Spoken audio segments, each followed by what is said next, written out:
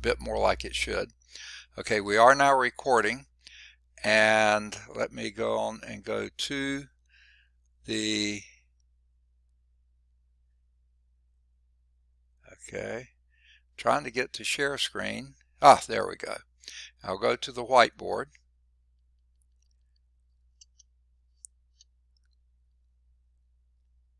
Well, I'll try to go to the whiteboard. There we go.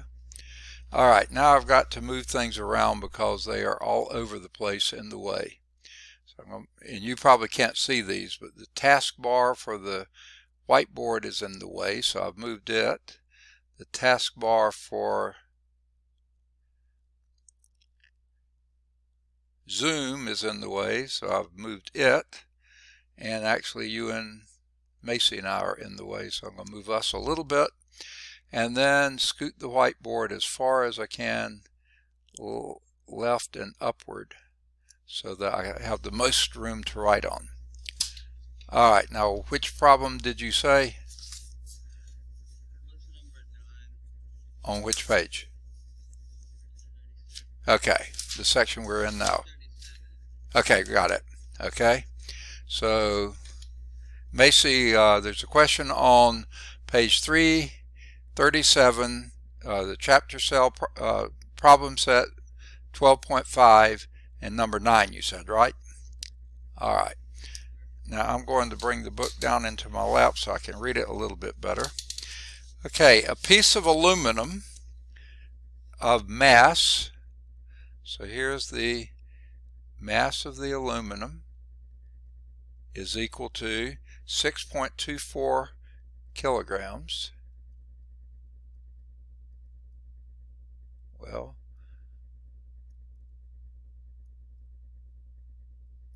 okay, 6.24 kilogram. Displaces water that fills a container that's this size. So the water fills the container, and the container has these dimensions: 12.0 centimeters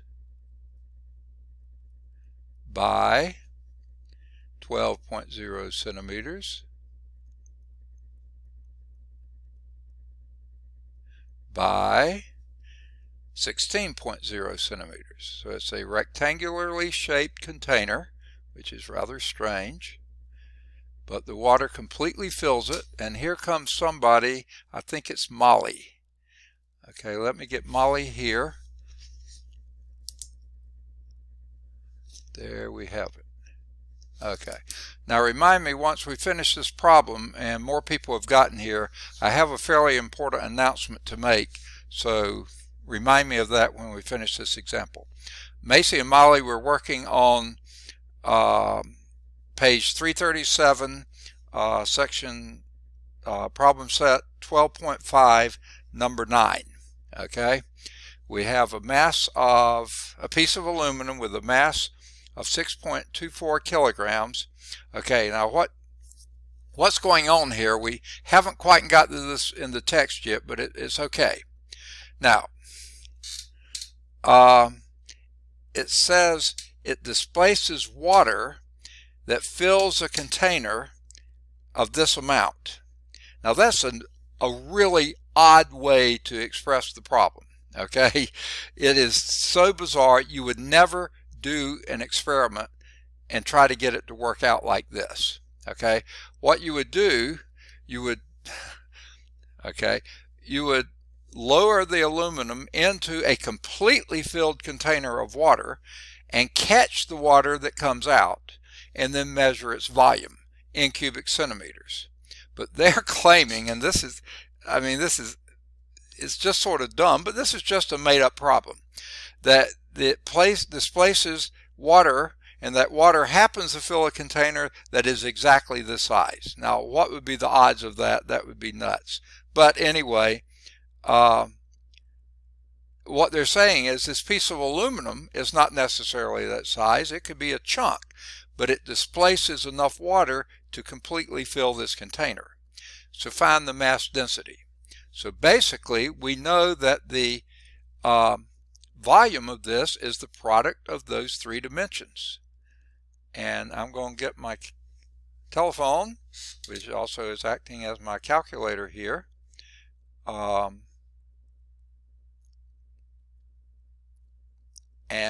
since I don't do this in my head too well, 12 by 12 is 144 times 16 is 2,304 cubic centimeters. Now I'm going to keep all those digits for now. I know the book likes to round early, but I like to hang on to them. And I don't know why this silly program does this. Okay, it now will not let me move my pen, and I don't know why. Let me try to press a button to get things to go off. Now, there we go. All right. Now that was 2,304 cubic centimeters. Now, okay, I guess I should have given y'all the option. Would you have preferred to change each of these centimeters to meters and then multiplied those, or multiplied first like I did and changed this cubic centimeters to cubic meters? Wait a minute, here comes Galaxy. I don't know who Galaxy is, but we'll admit him to the class, her or him, whoever, if I can get my pen to come over and do it. Okay. Now, as soon as Galaxy gets aboard, we got to find out who it is. All right, they're still connecting to audio. Still connecting to audio. Can y'all see that, or is that only me? Any of you see it?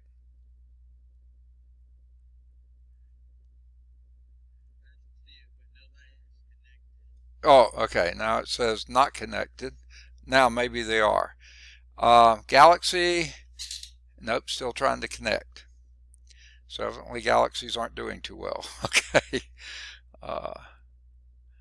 iPhone seems to connect fairly well, but obviously the Galaxy is having difficulty. I assume that's what Galaxy... there we are. Galaxy S8 Plus, can you identify who you are so I can mark you in the roll? Whoever just came into class as Galaxy S8 Plus, can I find out who you are so I can get you marked in the roll? Can you hear me? It said your microphone's turned off, so if you could on the mic and let me know who you are. Take off your mute. It's probably in the lower left-hand corner. Take off the mute. Does anyone else in the class know who Galaxy S8 Plus is? Okay. Sorry to hold up class for this, but I need to mark whoever that is present. Okay, Galaxy S8 Plus, come in please. I see you're in the class, and I see that you're on mute. If you can remove the mute and let me know who you are, I can mark you on the roll. Please say or do something. At least take the mute off so I can know that you heard me. Usually the mute button on mine anyway is in the lower left-hand corner of the screen, somewhere down in here somewhere. Mine is not there because I'm the host and I'm not to be muted, okay? I'm to be kept talking. So please, who is Galaxy S8 Plus? Does anyone have a clue? I know Jalen said he didn't. Macy, Molly, do you know who this may be? Okay. Molly? Say again? Yeah, I understand that. Sometimes I have people come on with an iPhone, but I don't know who it is unless they identify a name.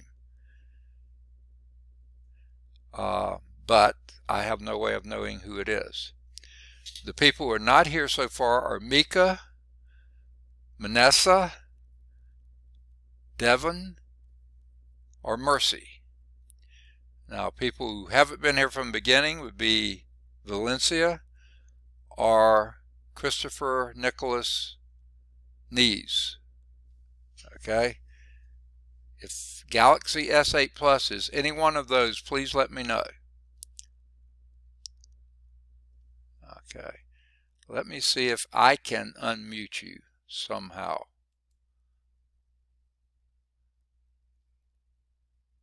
Ask to unmute. Okay, I'm going to do that.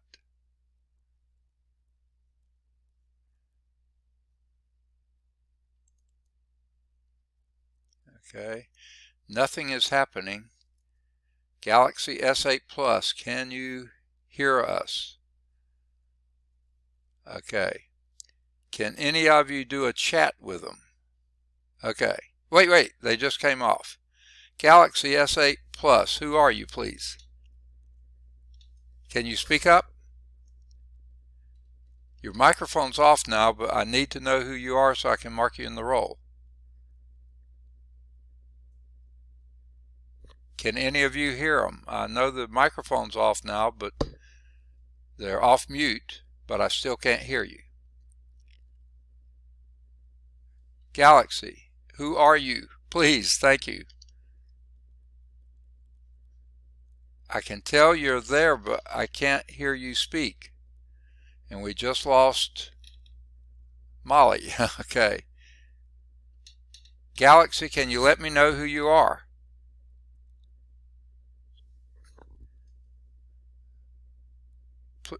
Yes, say something, please. Galaxy. Oh, it's me, it's Marcy. Marcy. Yeah, I'm trying to log in with my phone, but I couldn't hear anything. Okay, you said this is Mercy Mathega? Okay. I don't know if I pronounced it right. Okay, good. Thank you. All right. Yeah, we couldn't hear you either. And we lost Molly at the same time, so maybe she'll be back. All right. Mercy, we were in the process of working on page 337, problem 9 and problem set 12.5. And I went on and started just going to town with it, but I forgot to ask, would you rather, okay, we've given the mass in kilograms, SI unit.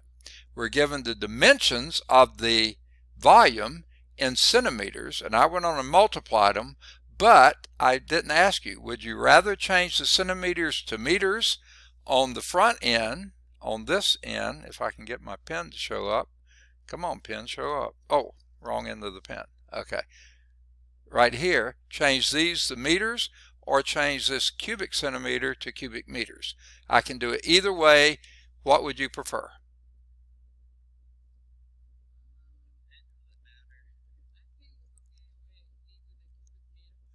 Okay, change it to cubic meters. Okay, so we'll do that. That will require a dot here and a blank blank here, just as always, an equal sign there, and a blank, and we're trying to get to cubic meters. Okay, now you know my next question, right? What goes on top, what goes on bottom? Always put the units in their place first. Anyone want? Meters go where? No, meters on the, yeah, meters go on the top and centimeters on the bottom. Very good. Now, before we go to cubes, let's first establish how many meters in a centimeter or how many centimeters in a meter. Does anyone know?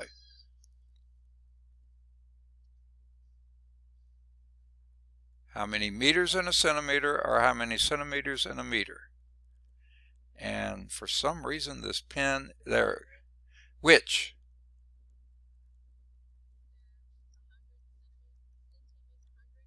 A centimeter, 100 centimeters makes 1 meter. You're absolutely right. Centimeter is approximately the width of your little fingernail, and a meter is approximately the length from your outstretched fingertips to your opposite ear.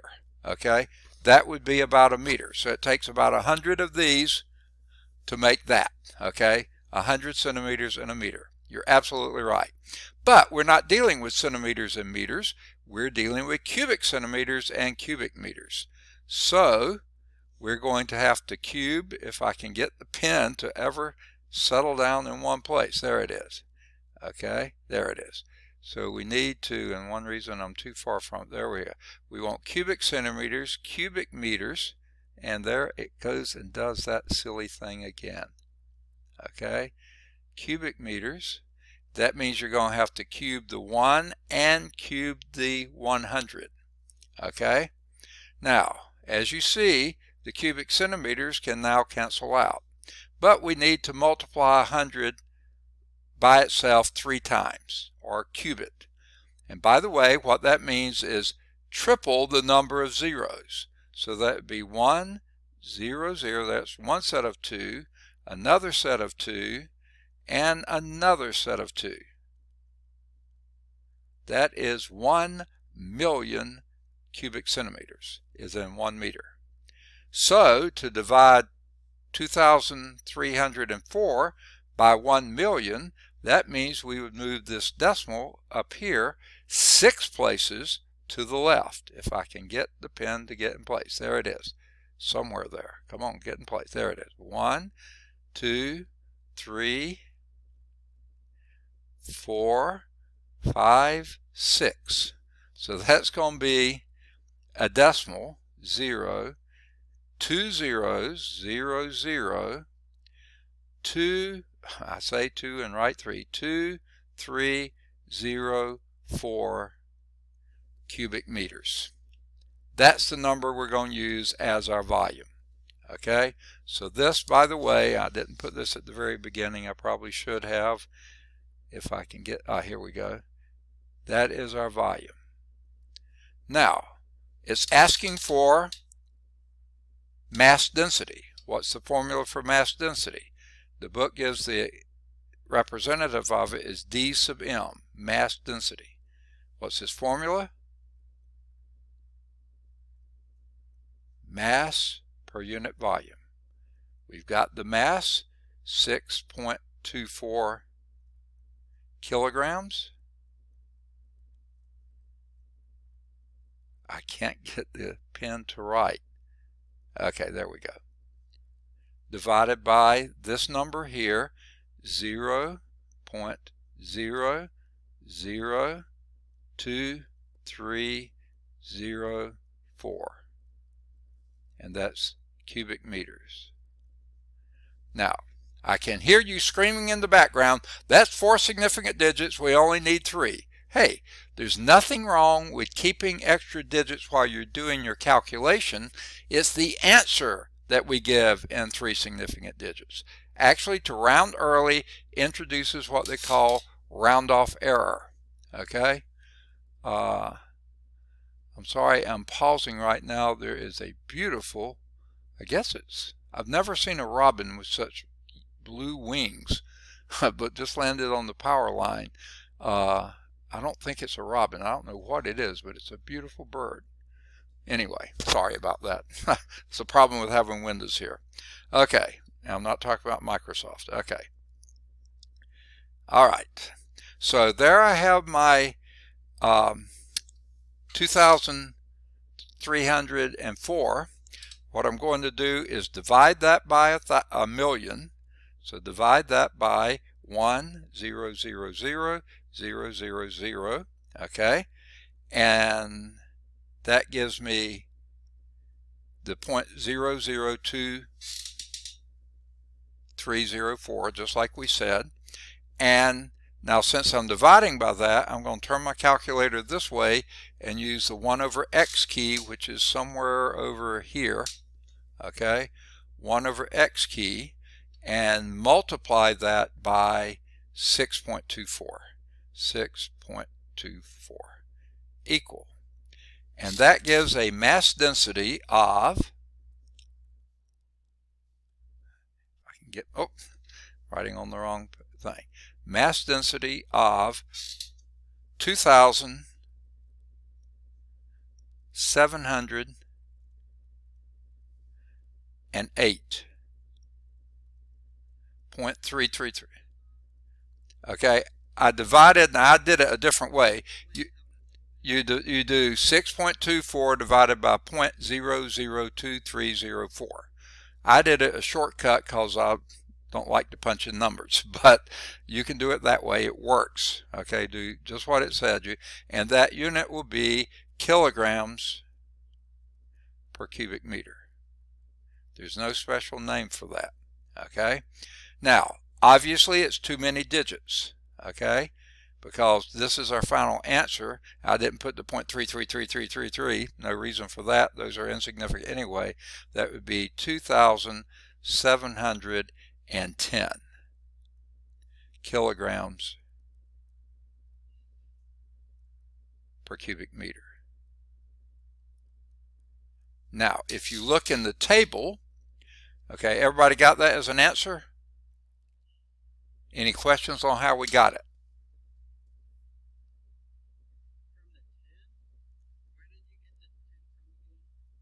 The 10. Okay. You need three significant digits. You got three significant digits here, here, here, and here. So our final answer needs to be three significant digits. Well, here we have four digits. I didn't even write the 0.333333 because those were not going to be significant. So I count 1, 2, 3 digits. Look to the right. That's an 8. That's more than 5. So I round the 0 to a 1 and then replace that with a 0. In other words, 8 is closer to 10 than it would be if we just rounded to 0. Okay? That's how we round. Okay? Now, I don't know what answer they gave in the book. I'm guessing somewhere around 2,700. But what did they have in the back of the book? Did you have it yet? Okay. Trying to get there myself. Okay, this is chapter 12, 12.2 I think it is, isn't it? Number 9? No. This is 12.5, number 9. Up, they got exactly what we did. 2,710 kilograms per cubic meter. Now, the reason I was guessing otherwise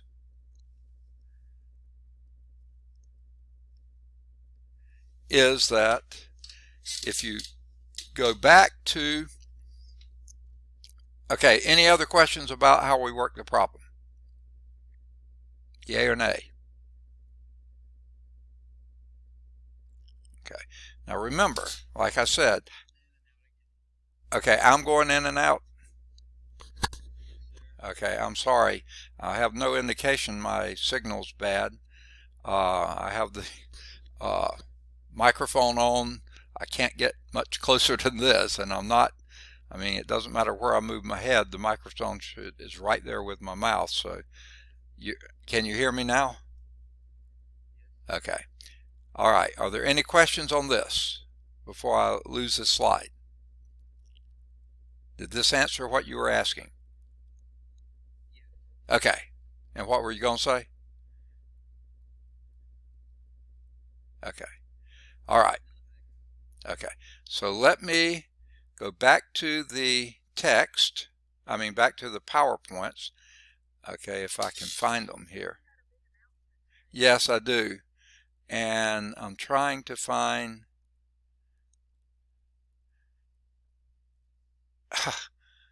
Everything is up here except what I want. So I'm going to have to go here and get them to open. Oh no, here they are. They're down here. Chapter 12 PowerPoint. Okay. Let's see if we can go back to. Okay. Still, I don't see it anywhere. Is this it? Yes, that's it. Okay. So what I'm going to do, I don't know why that block's in the way. Is that blocking your view of anything, or is it just a green box in your way? Can you see table 12.2? Okay, I can't hear anything. All right. Okay. Okay, let me try this and see if this will help any. I'm going to go from current slide.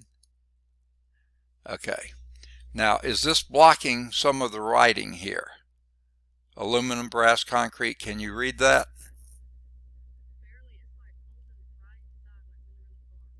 Really? Okay. I don't know what this thing's doing. Uh, I, and what you see is just aluminum, brass. You don't see the numbers? Okay. This is screwed up. I don't know why Zoom is doing this. Let me go back to the whiteboard. Okay. And then go back to the board.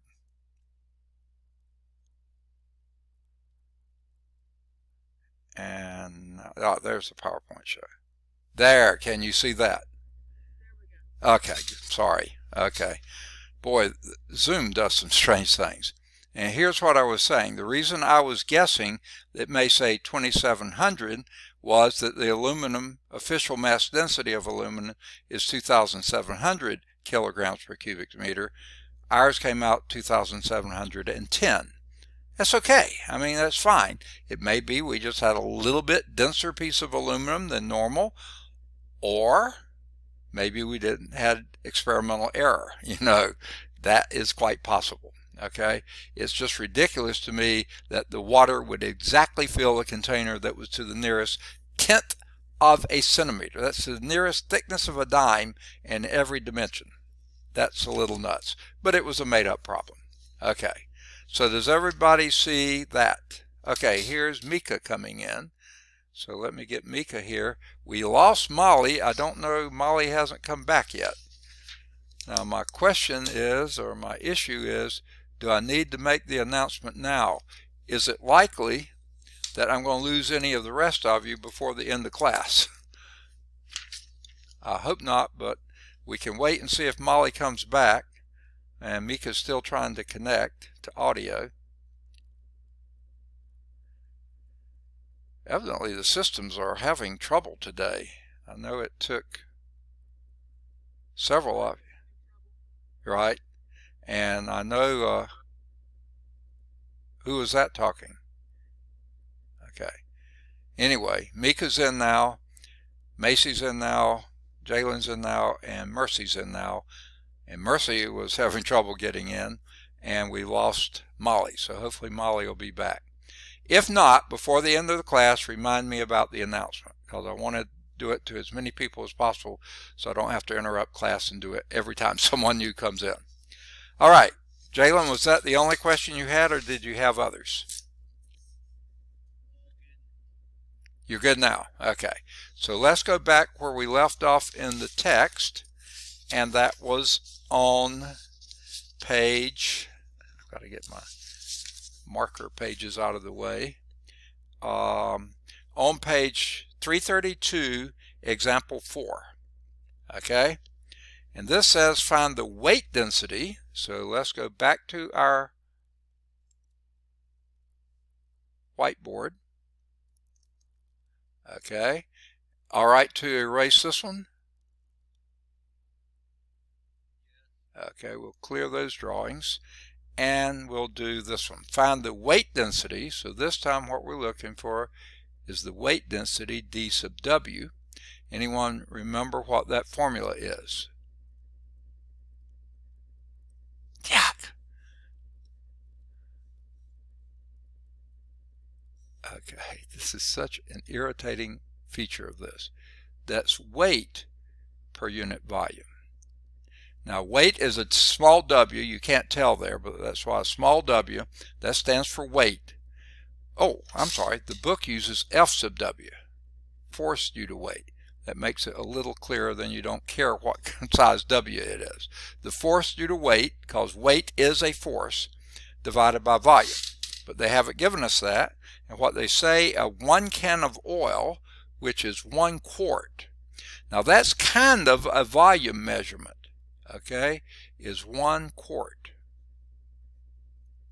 Okay, now we're going to assume that's correct to as many digits as you need. And this weighs, so there's your forced you to weight. And it only does one equals sign sometimes. 1.90 pounds. All right. Now, start off with, wait a minute, the volume isn't the right units. That's quarts. We don't have, density is not usually expressed in weight per unit quart. Okay, that would be 1.90. Well, that's not a standard kind of way to talk about density. What are the standard units for density in the U.S. customary system? Weight per unit is pounds per cubic foot, right? That's what we usually measure weight density, okay? Pounds per cubic feet. Now, you'll need to go to the back of the book, your Appendix C, starting on page 686, and there you see U.S. weights and measures. That's not going to give us what we need. Conversion tables for length, that doesn't give it to you. Conversion table for area, that won't. But on 687, table 4, top of the page, there is a conversion table for volume. That's what we need. And here we have 1 quart, and you'll notice here there's nowhere listed that they give you what the quart conversion is. Okay? Now, what we need, and I have to shift around my pieces of paper to keep my marks in place. Okay? What we want to do is multiply this by something,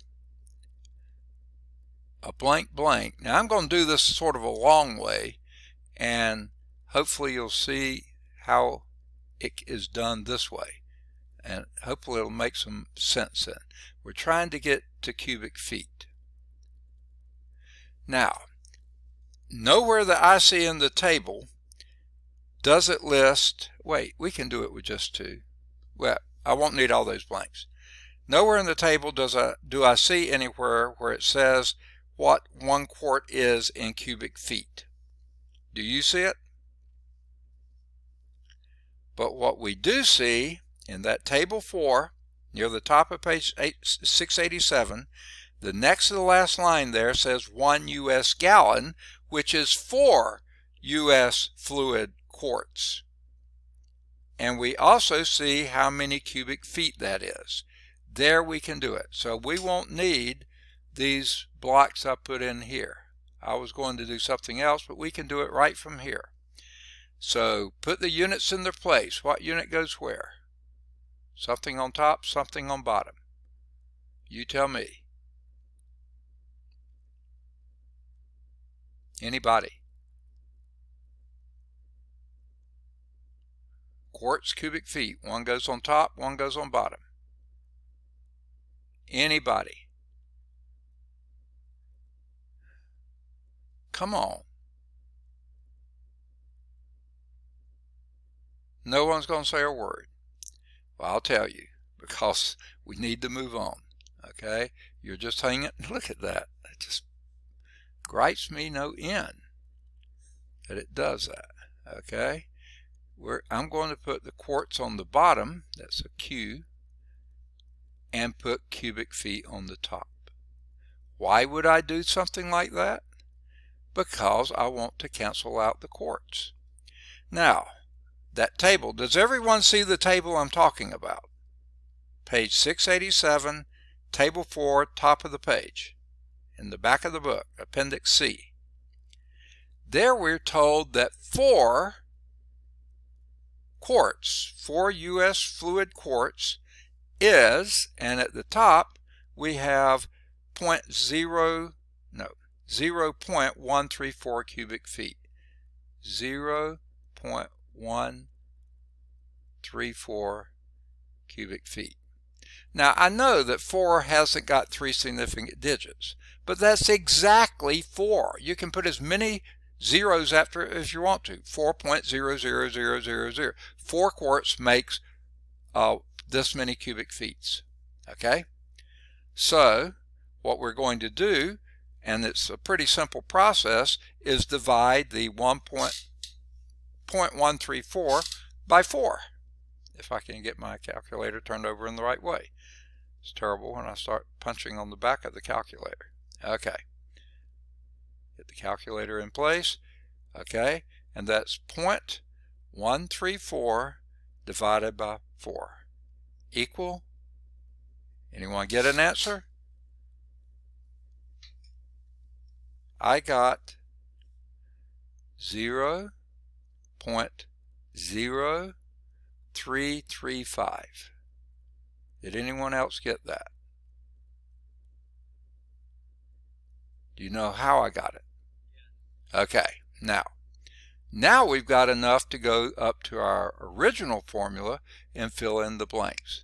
The force due to weight is the 1.90 pounds. That's the right unit for weight, divided by 0.0335. Now you can either, and that's cubic feet,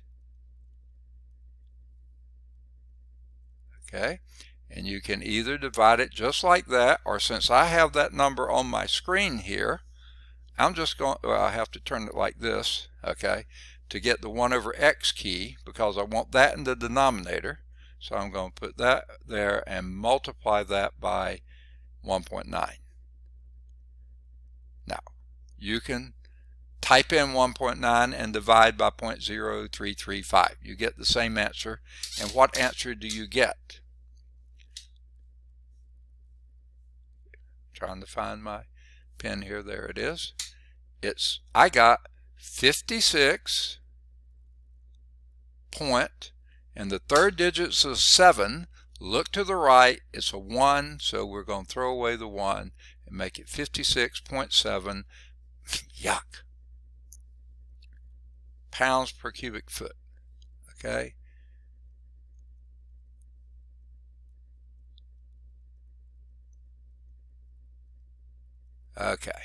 that's the answer I get. How did the book do? Okay, I've got too many moving parts here. Let me get my marker back in place. All right, example 4, 56.9, they got 0.9 pounds per cubic feet. Now, why did they get 0.9? They used a different conversion. They used the one that you saw back there in the table. They got it to cubic inches first, which is sort of crazy, and then got that to cubic feet. Now, why in the world they did it that way, I don't know. It seems like to me there's more opportunity for error, and I'm guessing that may be what they did. Okay? Maybe not. Maybe ours is more opportunity for error. But whichever way, you see they're very close. 56.7, 56.9, close enough for government work. Okay? If you get that close, you get credit. Any questions? All right. You see how to use those tables in the back, and you're going to need to, because they don't give all the conversions that you need in the text. You have to go back to your table and use them. Okay? Ready for example 5? All right. I'll clear my screen here. And example 5. A quantity of gasoline weighs 5.50 pounds. So there is a force due to weight. Weight is a force. That's F sub W. And that is, in this problem, 5.50 pounds. 5.50 pounds. Obviously, we're in U.S. customary to begin, and can't get my drawer to draw. Okay. 5.50 pounds. That's ugly pounds, isn't it? With a weight density, this time they give us the weight density. D sub W is equal to 42.0 pounds per cubic feet.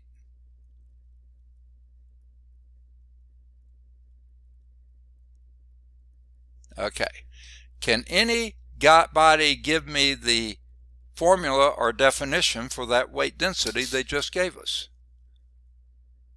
What is weight density?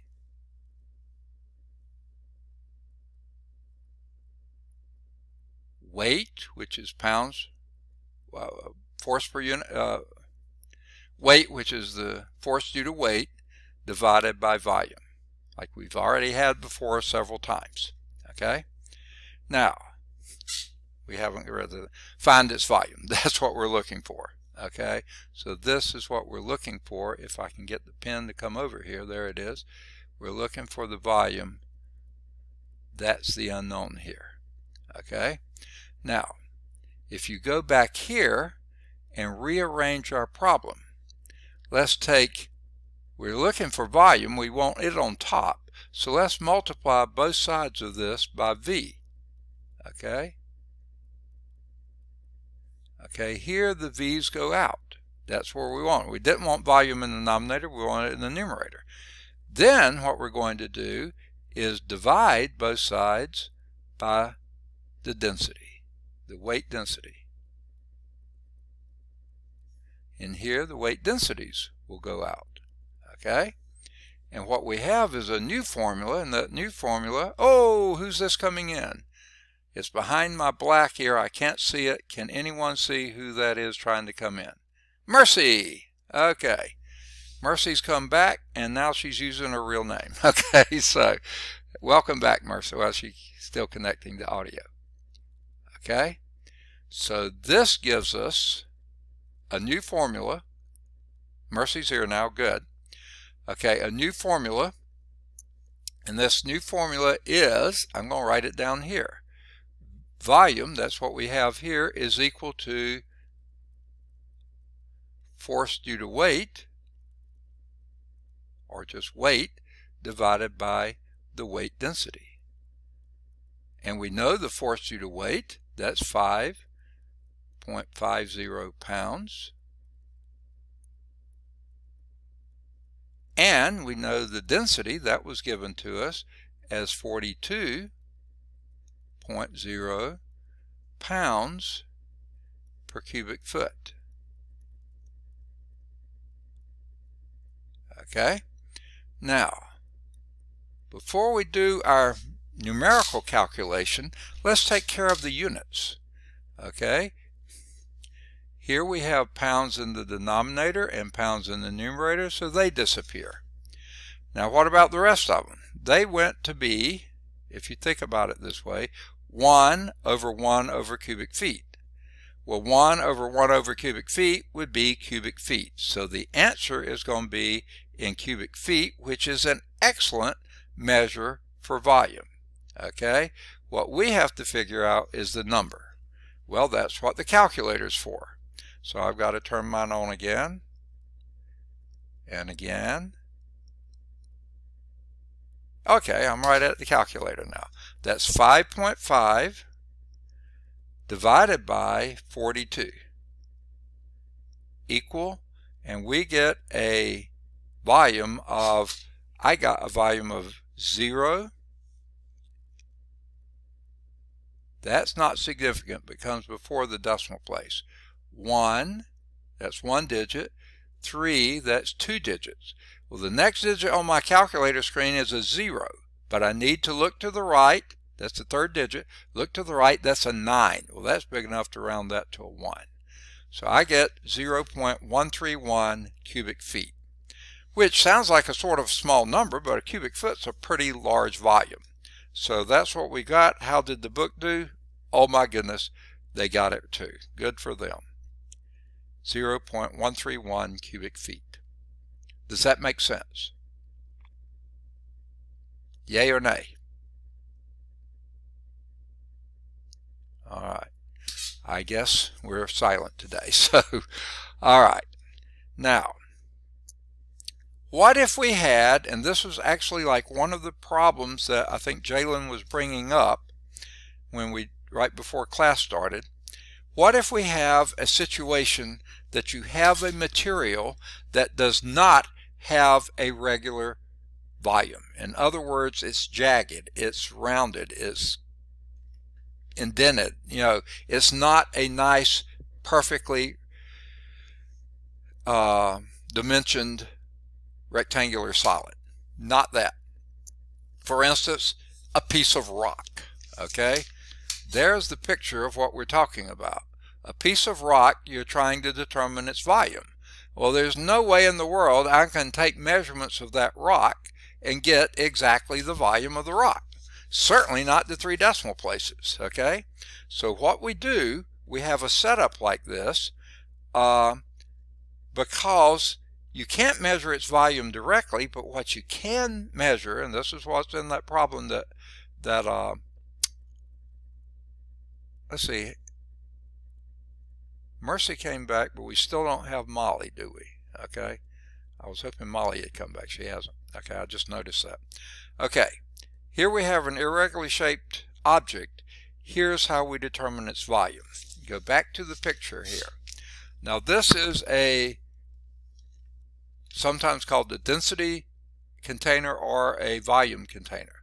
What you do, you fill that volume all the way up just with water until it reaches that spout and begins to overflow. I usually let it overflow, catch it in the cup, then empty the cup. Now I know what's in the container is right at the edge. I don't tilt it or anything. That's right at the edge. Anything else is going to spill. Okay? So then you pick up the rock and lower it very gently into that container. Now as it goes into the water, it starts displacing water. You catch that in the empty container by the side there, and when you figure that empty container, you put that into a graduated cylinder and measure exactly what the volume is. The volume of the rock is the same thing as the volume of the displaced water. That's how we go about doing measurements like this. So here's example 6. Can I go on and erase this previous example, 5? Okay, here we go. Now, a rock, and we know the mass of the rock. Okay, let me get my pad so I can start writing. The rock of mass, so let me find my pencil. Come on. Well, why it did that, I'm not sure. Okay. Okay.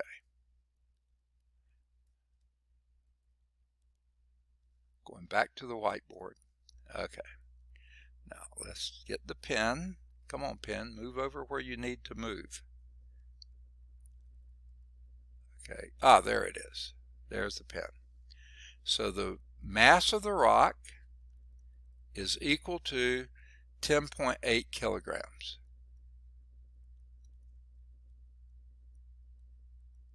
Looks like we're in SI units, doesn't it? Okay, that's an ugly K, but K's just don't seem to write well on this device. Okay, 10.8 kilograms. And it displaces a volume of 3,200, with that 0 there being significant, that 0 not being significant, but you need it to get 3,200 cubic centimeters of water. Okay, now if it displaces that much water, that means that's how the volume of the rock. That's that simple. Okay, so now they're asking for the mass density. Okay, let me get the mass density. D sub m. And what's its formula? Anyone remember? Mass per unit volume. That's why it's called mass density. Okay. We have a problem, Houston. What is that problem? The units for volume are not the right units. We need to, oops, that's not what I wanted to write.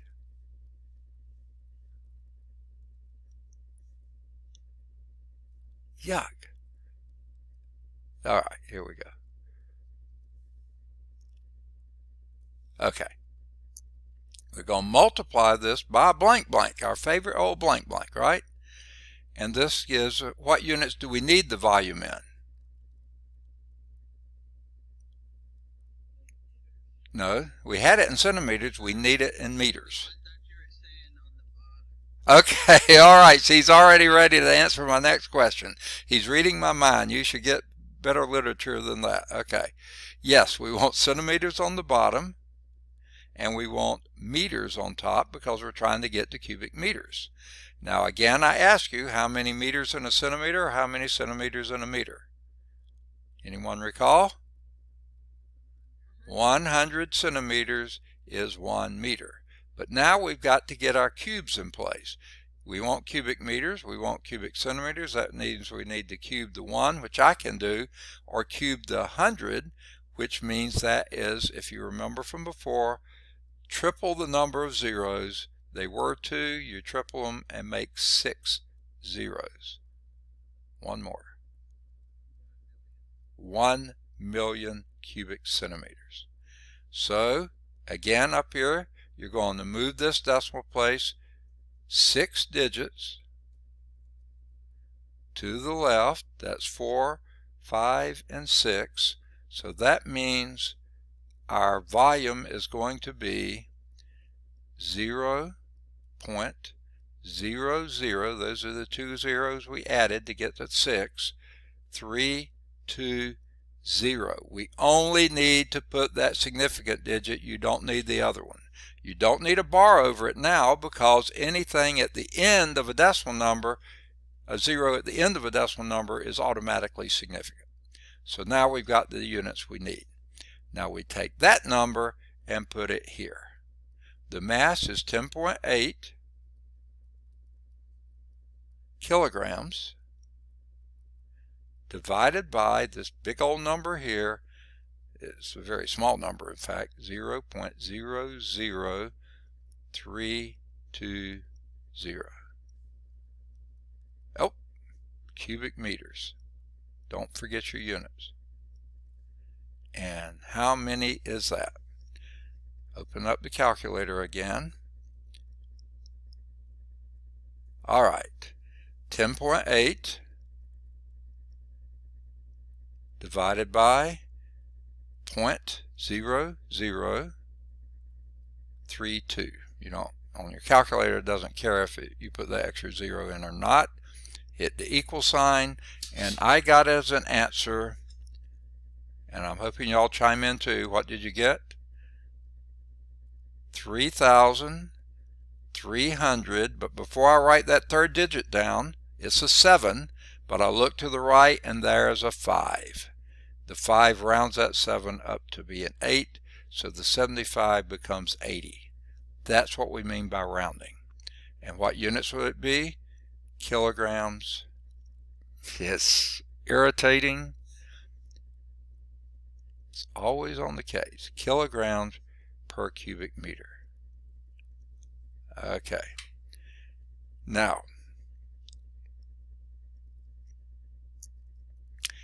let's see. I have a real tendency to go back and see, oh, this was a rock. Okay. I like to go back and look, well, what's that rock approximately? It's a little bit denser than aluminum, which is 2,700 kilograms per cubic meter. Okay. But not as dense as, say, iron, which is 7,800. So there's a big gap between those two. So it's some material, probably a silicate, okay, maybe quartzy material or something like that.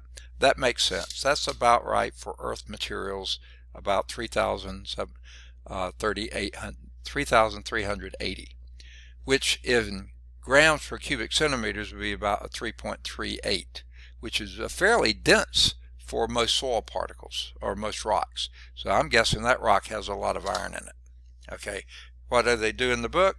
3,380 kilograms per cubic centimeter, per cubic meter, sorry. We got it. All right, another problem. Ready for the next one? Yay or nay? Yes, all right. That's supposed to be yay. Okay, never mind. All right, example 7. A rock displaces 3 gallons of water. Whoa, this is a little different now. Our volume here, if I can get my pen in place, the volume here is measured in gallons. 3, and they don't put, yeah, they put 0.00. So that is precisely 3 gallons of water to the nearest hundredth of a gallon. Now that's not a standard volume measurement. We're going to have to do a conversion here. So 3 gallons of water, and we know that this rock has a weight density. How we know that, I'm not sure, but it has a weight density of 156 pounds per cubic feet or cubic foot.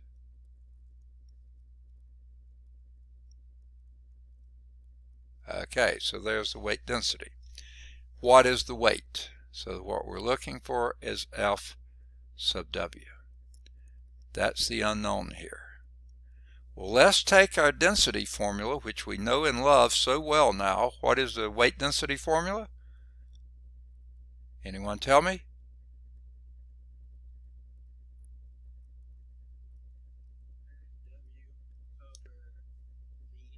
Over V, exactly. And this is what we're looking for, the FW. And this is supposed to be a V. It's a very ugly V. So we need FW isolated by itself, because that's what we want. And how we get that is get rid of that V by multiplying both sides of that equation, that literal equation, by V. So our new formula here, I'm going to rearrange the order of it, because here the V's go out, and this will be the weight density times the volume. And we know both of those. That's 156 pounds per cubic foot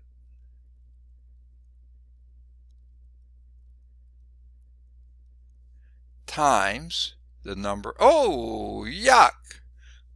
I forgot about that. We don't know the cubic feet. So we're going to have to do a conversion here, aren't we? And that conversion has got to go from gallons to cubic feet. Now we've been there before, but we'll go there again. You tell me first what unit goes where. Where? You got it right. Gallons on the bottom and cubic feet on the top. Okay, now we go back to our table in the back. Table 4, we're familiar with that now. And there we see that 1 U.S. fluid gallon, so we'll put the 1 here with the gallon, okay, is equal to, go all the way across that table until you see 0.134 cubic feet. And that will be what you put on top here. 0.134 cubic feet. Now, frankly, between you and me and the fence post, I wonder if that's a correct conversion, because most of our answers come off a little bit. But we can still do it. Multiply those together, and I can almost do that one in my head. Let's see if I can. Okay, the 3 times 4 would be a 12 at the end. And that would be 3 times 3 is 9, plus 1 is 10, and 3 times 1 is 3, plus 1 is 4. 0.402. That sounds right. 3 times that would be something about there. Now, if you got a calculator, check me out. Okay? So that's what we're going to multiply, if I can get my stinking pen to stay a pen.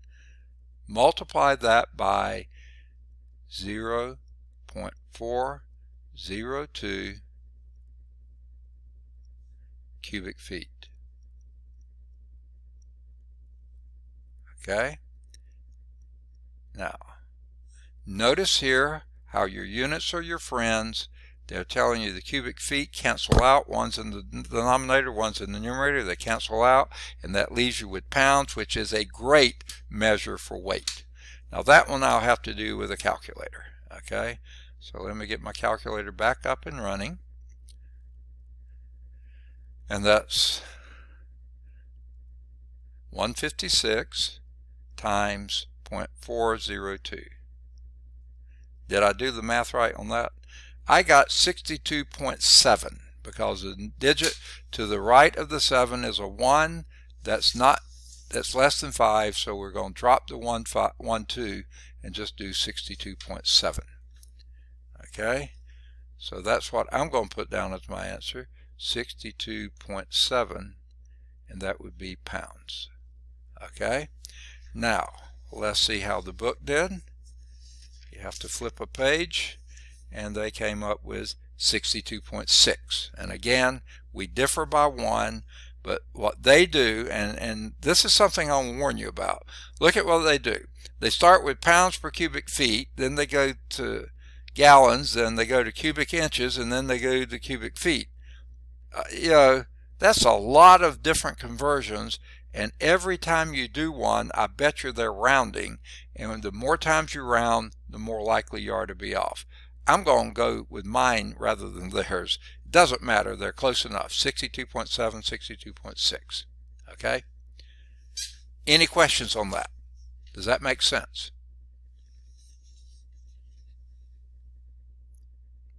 Now, the next thing we talk about in the text is specific gravity. Now that's an interesting term, and it's a very, very useful term for this reason. Okay?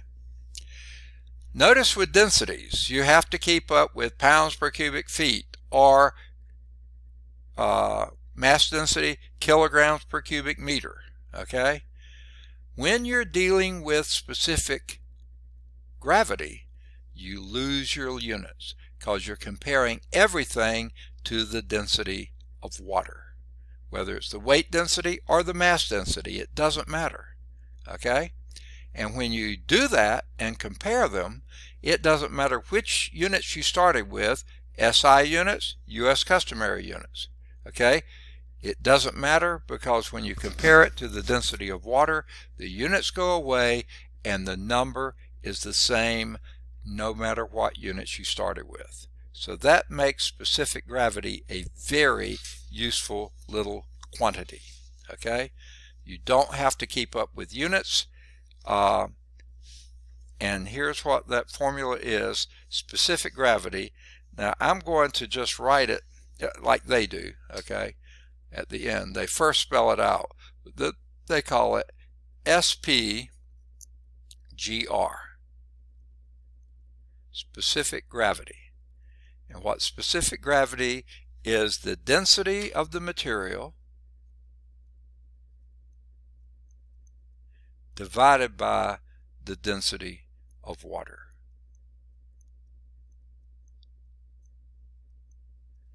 Okay? Now notice, they didn't say which density you're dealing with. If you're dealing with mass density, put the mass density of the material over the mass density of water. If you're dealing with weight density, put the weight density of the material over the weight density of water. It doesn't matter which one you put, it's going to be the same specific gravity for that material. Always. There's no units because if you had kilograms per cubic meter for the material and kilograms per cubic meter for water, they cancel out. If you had pounds per cubic feet for the material and pounds per cubic foot for the water, they cancel out. So your number is dimensionless, and it doesn't matter which system of measurements you were using. Okay? Now, here's example 8. The density of iron that you get from, let's go on and clear the screen. Is that okay? Anyone need that any longer? Okay, we'll clear the screen. Thank you. Okay, clear the screen. Okay, now here's the problem. Example 8.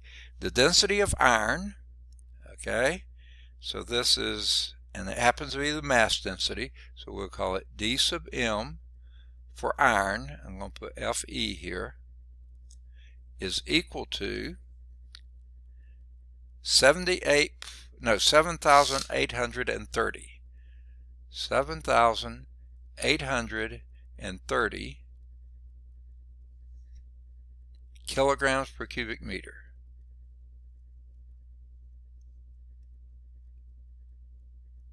Okay. They also tell us that the density of water is equal to 1,000. And we knew that, remember? 1,000 on the nose kilograms per cubic meter. Okay? Was its specific gravity? This is going to be an easy calculation because we know specific gravity is density of the material, which happens to be, and this is a mass density, or I forgot to put here, this is the mass density of water. Okay, mass density of iron, I'm just going to put Fe over the mass density of water. H, if it would write, 2O. Okay, and that's an easy calculation to make because it's 7,830, sorry about that, kilograms per meter cubed divided by 1,000 kilograms per meter cubed. Guess what? The units disappear. They go away. They divide out. Okay? And what's even better is you can move this decimal just 3 places to the left, move that decimal 3 places to the left. I just divided. And you get 7.83. That's the specific gravity of iron. Well, I said 3 and it didn't write. So let me get the 3 to write. Okay, 7.83. No units, 7.83. Okay, and to me that's a nice usable number. 7,830 is such a huge number. 7.83, between 1 and 10, I can live with that. Okay, how'd the book do? 7.83. What does that mean? Iron is 7.83 times as dense as water. That's what specific gravity means. How does its density compare to that of water? That's what it means. It's 7.83 times denser than water. Therefore, iron is going to sink in water. I want to say just about every time, okay? Now, ready for example 9? Let's come up and clear our drawings. Okay, example 9. The density of oil, okay, and this time they didn't say which density, so I'm just going to leave it density of oil, O-I-L, ooh, that's ugly writing, isn't it, is 54.2 pounds per cubic foot. So we know what kind of density it is. It's weight density. But guess what? I don't care. It's just the density of oil. Find its specific gravity. Uh-oh. So what we want is the specific gravity. I'm just going to shorten it to SG for that oil. Well, what are we going to need to know that? We'll need to know, of course, the density of the oil.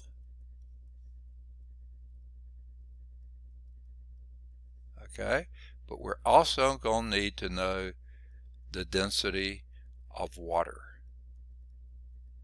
and we're going to need to know it in the same units. Okay, so what that means, we're going to have to go to our handy dandy table in the book. We know the density of oil, that's 54.2 pounds per cubic foot. Okay, and we need to divide that by the density of water. Now they told you that in the text, sure, but they also put it in a table. So we can go back till we find either one. The table is pretty obvious, and there the density of water in weight density, pounds per cubic feet, at 62.4. So we're going to divide that by, if I can get my pen back, 62.4 pounds per cubic feet. And the reason to hang on to the units is make sure they're the same units so you can wipe them out. And we do. Now we see what the specific gravity of that oil is, because you have many different kinds of oils. So let's see which that one is. It's 54.2 divided by 62.4. And what specific density, the specific gravity did you get? I got a 0 point. That first 0, of course, is never significant. That's just a placeholder. Okay, 8 is one digit. 6 is the next digit. The next digit on my calculator is an 8. So I'll look to its right, and it comes up with 5. That's 5 or more, so I round that 8 to a 9. There's the specific gravity of that oil, 0.869. Exactly. What does that mean? That means that oil would float on water. And if you've ever seen an oil spill, you know it does float on water. And that's what makes oil spills so deadly to marine life. Because if it's floating on the water, that means, say, a porpoise, a whale, seal, something like that, has to go through the oil to breathe. Okay? And if they do go through the oil, they more than likely are going to suck in some oil, because it's going to get on their blowhole, you know, where they breathe through. Okay, so also a bird that lands on the water is going to get oil all over their feathers. Then they can't take off and fly because the oil is keeping their feathers from operating. So it's very deadly. What's more, the oil blocks the oxygen supply. So the fish and the other marine life, plant life and animal life beneath that suffocate because they can't get oxygen from the air. The waves and stuff like this are always mixing air in with the water. That's where they get their oxygen. Can't get it if it's an oil slick on top. Okay, that was a paid political announcement. Okay, why it's bad to have oil spills. Okay, now in general, the specific gravity of water is 1, okay? And any material greater than 1 has a greater specific density. That means it's going to sink. Any material that has a specific gravity less than 1, that means it floats, okay? Now, one device that's used a lot to measure specific gravity is called a hydrometer. Okay, and here is sort of how it looks. You may have seen a mechanic or someone use one before. It looks something like this. It has a weight in the bottom so that it sinks a certain amount, but it has a pretty large volume, and it's graduated on the top part, and it lets you know things like how dense is your antifreeze. Okay, if you don't have enough antifreeze in your system, cooling system, you may not be able to keep it from freezing. So they use a hydrometer to do that. Battery acid, they want to know whether you got enough acid in the battery or if it's mostly water, because your battery won't work as well. They use hydrometers for those. Okay, and there's other uses as well. So a lead storage battery, a new one fully charged, is about 1.30 specific gravity, where if it's old, almost completely discharged, it's going to be about 1.15. So that's why the hydrometer would be able to tell you whether you need to change your battery or not. Okay. The next table, 12.4, specific gravities for antifreeze in water, which I mentioned. Now they just give that. The specific gravity for water, pure water, is 1.00. Okay. That will get you down maybe 1.25 degrees below freezing. That's in Celsius. That might get you down about 29 degrees Fahrenheit before you're going to freeze and break your engine. Okay, so you don't want to risk it if you're going to have some very, very cold days. Now, if you're down in the tropics or somewhere where it never freezes, who cares? Okay, now if you go up to 1.01 specific gravity, you just got a little bit of antifreeze in there, you can go down to about 3 degrees below freezing. That's still not going to be safe. 1.02 gets you about 7 degrees below freezing. Most of the time, that's still probably not safe, around here anyway. If you go to 1.05 specific gravity, you get down to about minus 20 degrees Celsius. Well, minus 20 degrees Celsius is going to be well below 0 Fahrenheit. You're going to be okay. So if your hydrometer reading in your antifreeze is 1.05 or greater, you're going to be in pretty good shape. Here in the southeast, if you're up in Minnesota, not going to be safe. Okay, you might need to be 1.07, which would be about 45 degrees below freezing. That's Celsius. That probably would do you in most of the northern states. Maybe not Alaska though. Okay, or Antarctica. There you might need to be as high as 1.08, which gets you to about 51 degrees below freezing. May still not be enough. Okay. Now, on the table 12.5, right at the end of the chapter, and I don't think any of these are on the slide set. I think we were on the last one. They give specific gravities of some other common liquids at room temperature. Now they say common, they're not all that common. Benzene, about 0.9. Not quite as dense as water, but pretty close. Ethyl alcohol, 0.79. A little less dense. Gasoline, 0.68. A little less dense. Kerosene, though, is between ethyl alcohol and benzene. It's about 0.82, but still less dense than water. Mercury, oh boy, that goes way off scale. 13.6. Mercury is a metal that just happens to be a liquid at normal temperatures and pressures. So it is really, really dense. It's denser than lead. Lead will float in a pool of mercury. You don't want to be playing around with lead or mercury, so don't even try it. Seawater is a little bit greater than the density of water, 1.025, because it has salts dissolved in it. Sulfuric acid, that's what you put in your battery, 1.84. But you don't want pure sulfuric acid. That would get you way too high of specific gravity. Okay? Turpentine is up there pretty close to benzene, but between kerosene and benzene, that would be 0.87. And of course, water is 1.000. Precisely 1. All right. Now, have a little try this activity. Put water in a glass, pour some cooking oil on top of the water, or pour it into the water. You'll see the cooking oil all floats. If it's a clear glass, you'll be able to see that. If the cooking oil is yellow, which most of it is.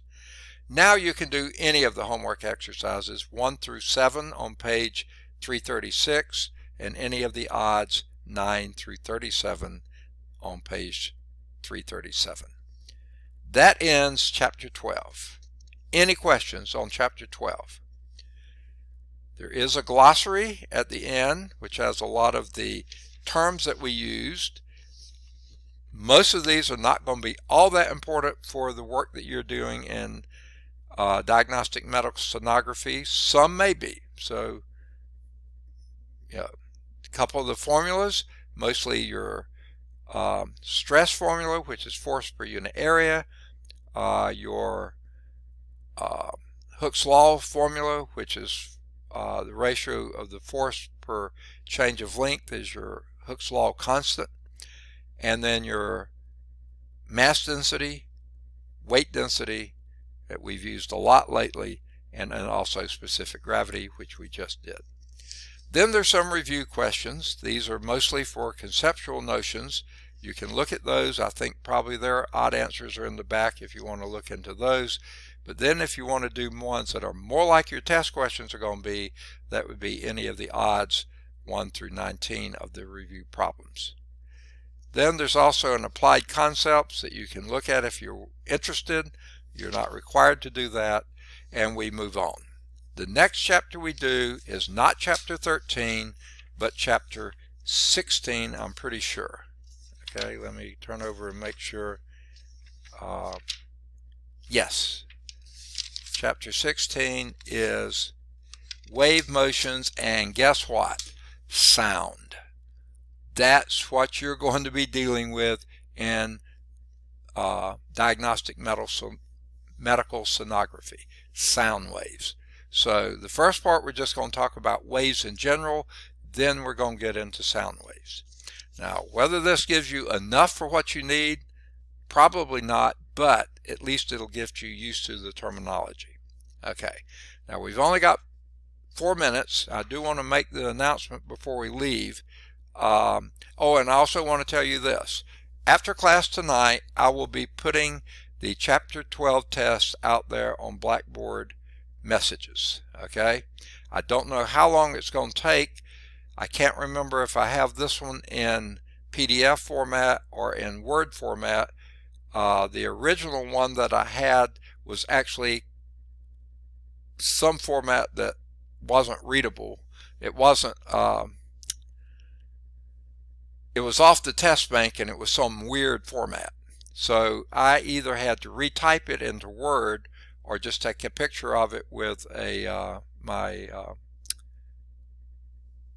iPad and get it into PDF. So one way or another, if I didn't get it in one of those two forms, I've got to get it in one, probably in PDF format.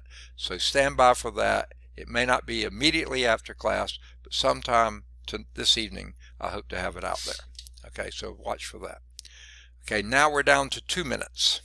So I'm guessing we're not going to have time to do too much in chapter 16, but that's where we begin next time. Okay, let me go over this announcement. I can't remember if this class, if any of you ask about this or not, but in some of my classes students have been asking about it, and here is finally the answer. This came from the Vice President for Instructional Services. It dated yesterday, removing unpaid students. Now, I don't know if any of you have completed your payment or not. If you're on some type of plan that's paying it gradually as you go, I think you're okay. But if you haven't paid anything and you're still an unpaid student, you need to get this cleared up very soon. Here's what his memorandum said. Please call roll from your official class rolls, which list only the paid students this coming week. Okay? If any regular term, that's May through August, or mini term 2, June to August, though we're not going into August anyway, students are in your class who are not on the official roll, please ask them to check with the business office, and they have a phone number here. I guess someone's going to be there most of the time. This is now 6:29 on a Thursday afternoon. I'm not sure they're going to be there. Nobody's, I don't think, going to be there tomorrow because we're they may be there this afternoon because they're on 10-hour work days. So maybe they will be there this afternoon. Here's the number, 205-929-6334. Let me write that down for you. This is the business office. The number is, well, let me get the right pen to use. What did I do with my pen? Here, oh, there it is. Okay. The business office number is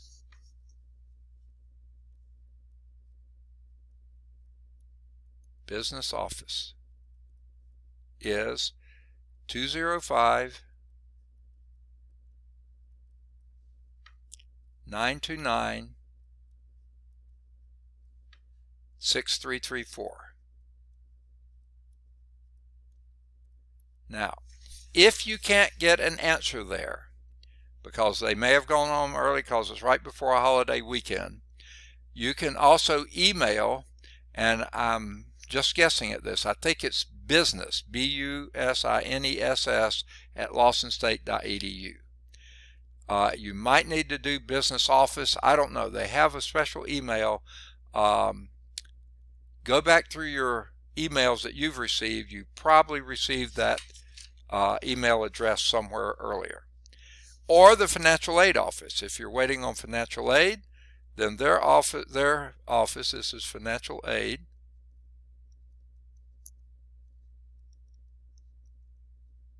Okay, that's 205. And again, I can't guarantee you anyone's there tonight, but you can try it. 929 3442.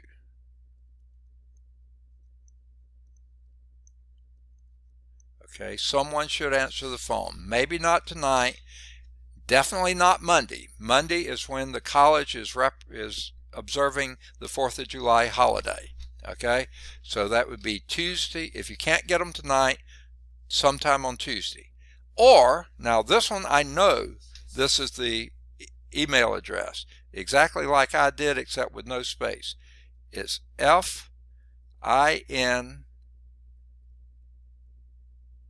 the pen isn't writing well, AID. FINAID, written as together like that,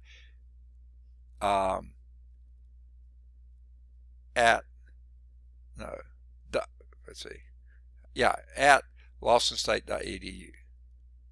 LAWSON. I'm not going to write it all out. You know, financial aid at lawsonstate.edu. Okay.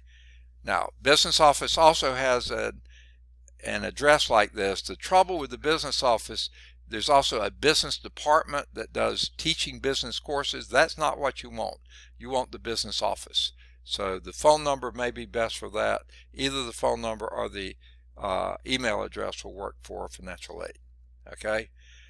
Now, what this says to do, please check with one of those two offices or both of them to check on your financial obligation to see what's the issue.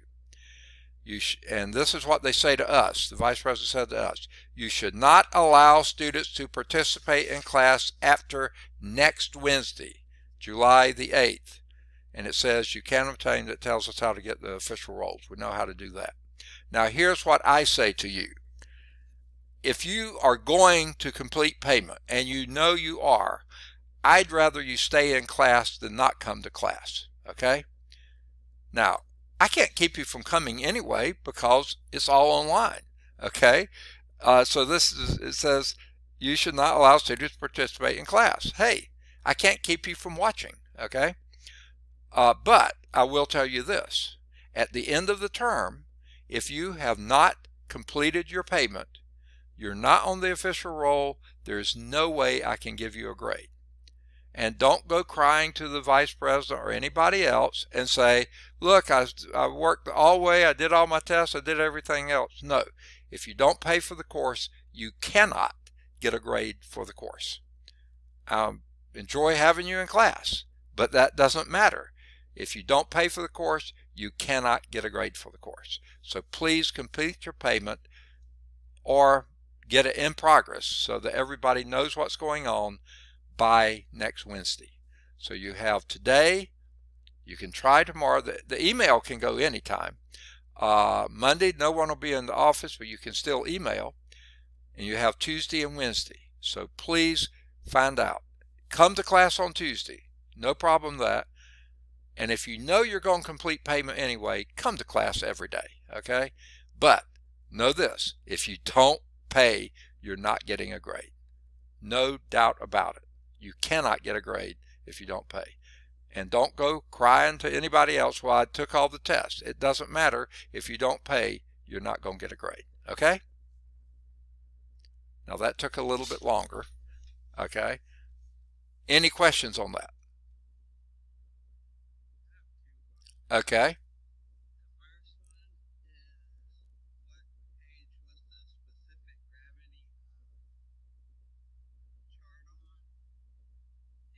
Of what?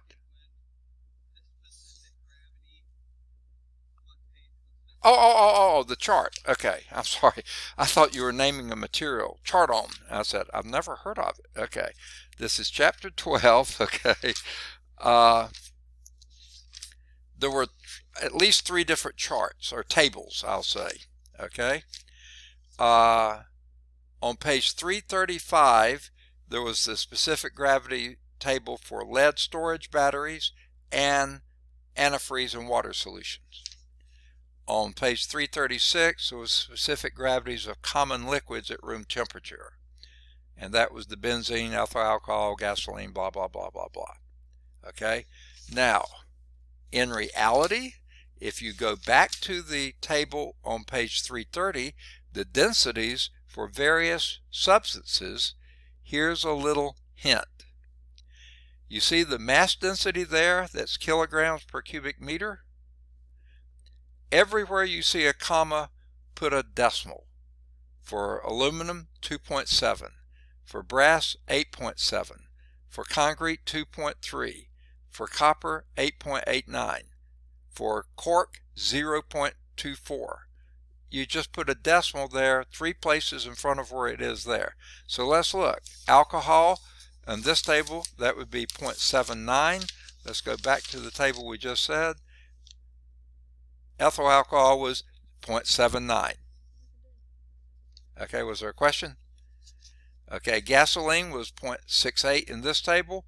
That was 0.68 in the other table. Mercury, 13.6, 13.6. Oil, they didn't list it, is 0.87. They don't list oil, but it's somewhere around there. Seawater, 1.025, 1.025. So all you have to do is, if you have a table like table 12.2 on page 330, when you're dealing with mass density in kilograms per cubic meter, move the decimal 3 places to the left, you've got your specific gravity. Drop the units 3 places to the left. Okay? So that's probably more than you were asking for, but I thought I'd give it to you since we went over and you're paying extra for this. No, you're not. I'm just kidding. Okay. Good question. Any others?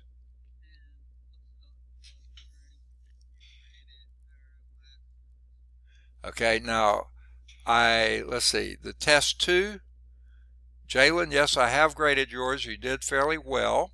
Okay, I won't give out your grade unless you don't mind the other people hearing it. There are others I've received but I haven't graded, but I did get yours graded. I just don't have them in Blackboard yet, and I'll show you why. Okay, I'll show you part of the reason why. This is how many papers I haven't gotten to grade yet. Okay, and hopefully this weekend I'll get most of those graded. Now, whether I'll get them in Blackboard, I don't know, because we're going to be out of town, and where we're going to be has terrible, terrible, terrible internet, and so I don't know that I'll get them on Blackboard. Okay, but as soon as I can, I'll try to get them on Blackboard. So I've got to get the grading caught up first, and then I'll try to get them on Blackboard. But yours is graded, and you did a good score. Okay. Okay. Any other questions? Okay, who? Macy? And what was your question? What your score was? Test 2, yeah. I've graded yours. You had a very good score too. Okay. Sorry. I also have Mercy's graded. She has a good score. The others, if you've turned it in, I don't have it graded yet, but I'm going to try to get them caught up this weekend. They keep piling more and more stuff on us to do right at here past midterm, and we just are swamped with things that we have to do. So I'm going to try to get caught up in grading this weekend. All right, any other questions? One more assignment. Have a good, safe 4th of July weekend. I know there's a real temptation. Get out there, enjoy it, but guess what? This virus doesn't care whether it's a holiday or not, it'll still strike. So please be safe, be careful, okay? And enjoy your weekend as much as you can. Of course, working on physical science will make it good, won't it? Okay. I mean physics, sorry. Any other questions? Okay, I'm tired of sharing, so I'm going to stop the sharing now. That's going to go away. And unless there's some other questions, I'm going to end the meeting. Any of you have questions? All right. Then the meeting is now going to be officially over. Take care. We'll see you on Tuesday.